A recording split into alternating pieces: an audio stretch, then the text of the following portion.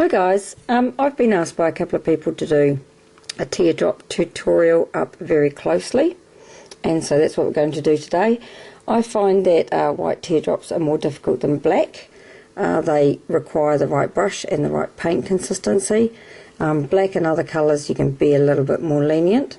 First I'm going to show you the technique that's involved. I am using a low Cornell number 4 round.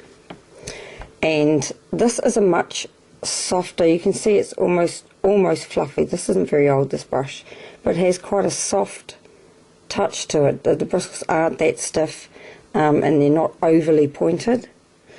In comparison, this is my fine detail brush. It is a very, very sharp pointed brush. It has very stiff bristles, and this is the one I use for outlining and all my fine detail. You can do teardrops with these, they're just very small.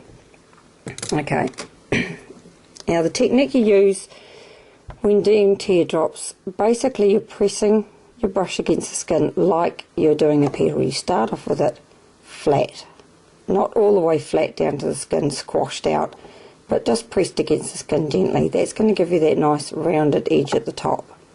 Now as you're pulling along, all you're doing with your brush is pulling it up like that until it's sitting on its very tip. So you start off pressing down. As you're moving along, you're lifting your brush up. You can see that I'm lifting it until it's right on its tip. That is the technique that you're going to use to create teardrops. So the next thing you have to do is work out your paint consistency. Now DFX white is quite a soft paint. I don't know if you can see, it's really quite soft, like plasticine. It doesn't need a lot of water sprayed at it. That's just going to make it goopy. So just dip your brush and start to play. Get some paint on your brush there.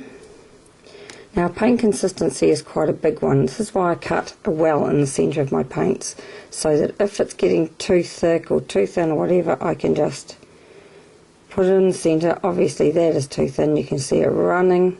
And this is what this is handy for. You can actually see better what you're creating. If it is too thick, you can add water to that well.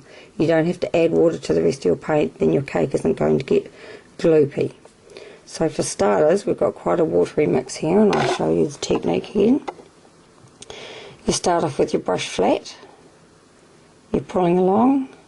As you're pulling along, you're lifting up until your brush is completely on its tip. It's not the greatest one. Again. Now you can see that this paint is too watery. You can see that build up at the side. It's going to become see-through as it dries, so we need more mixing of the paint. So just get in here, mix it a little more. Now do teardrops at every stage along the mixing line so that you can see how much mixing you need to get the teardrops that you want.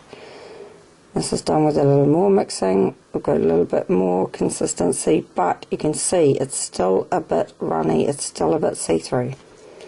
So keep going.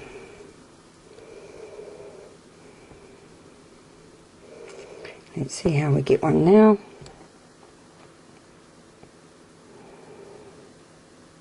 Again, see, a little too much water. It's squishing out the sides. And see, these ones we first did are starting to become see-through. So, more mixing.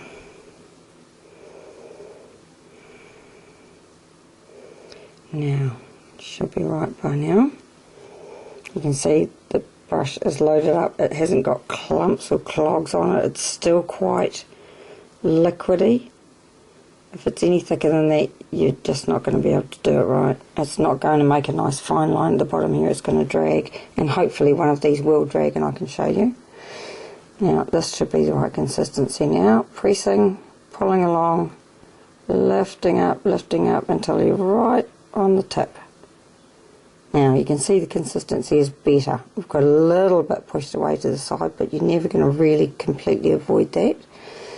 It's not too dry because it's come to a nice fine tip without having that drag effect look. Just show you another one.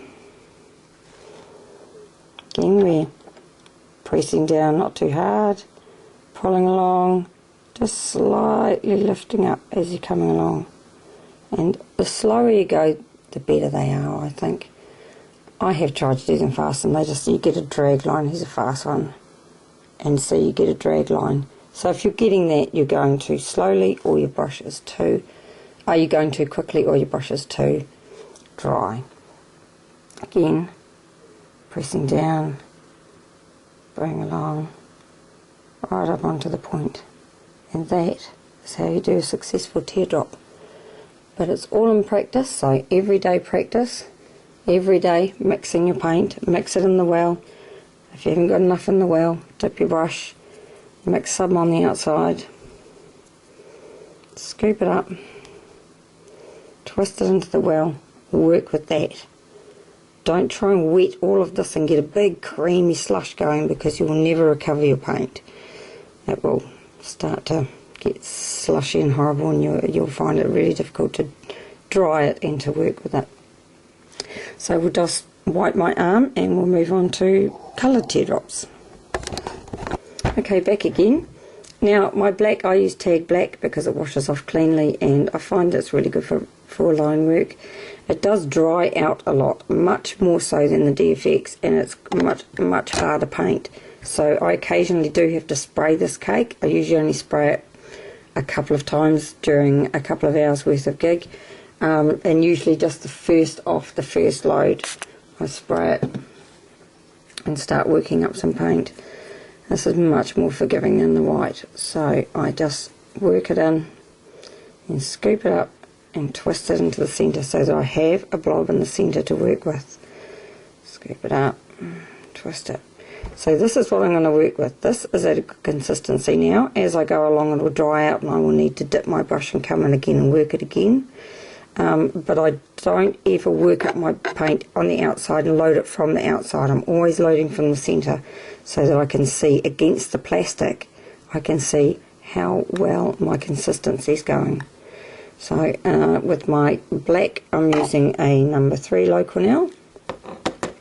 It's much easier to do teardrops in colour than it is in white.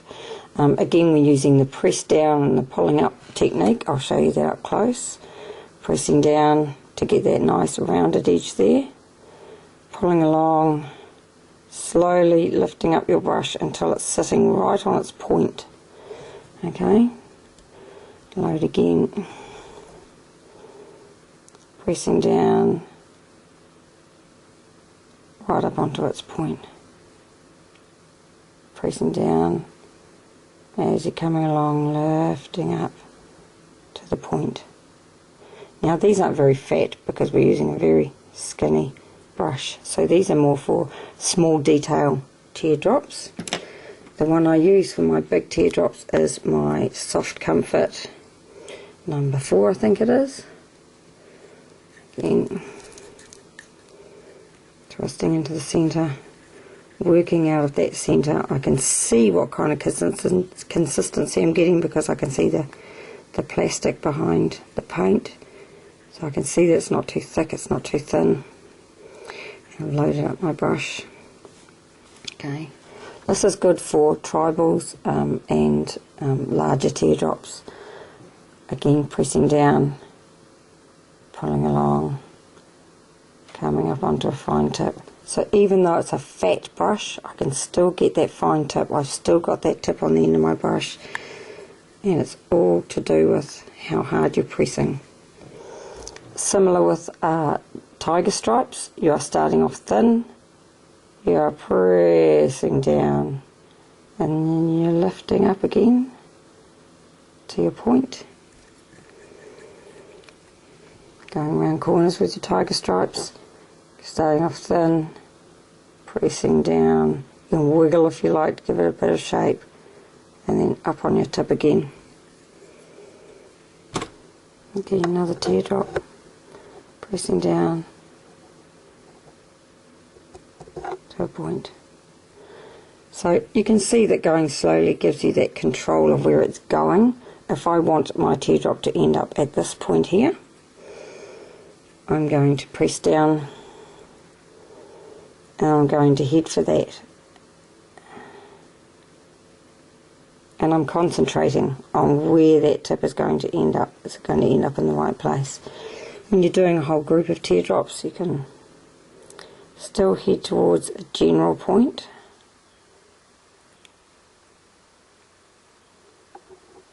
I'm getting on top of myself now, but you can see that the technique is the same with any colour and with any brush. Pressing down, slowly lifting up as you're pulling along. I hope that helps everyone. I look forward to seeing your practice doodles, and I'll see you next time. Thanks for watching.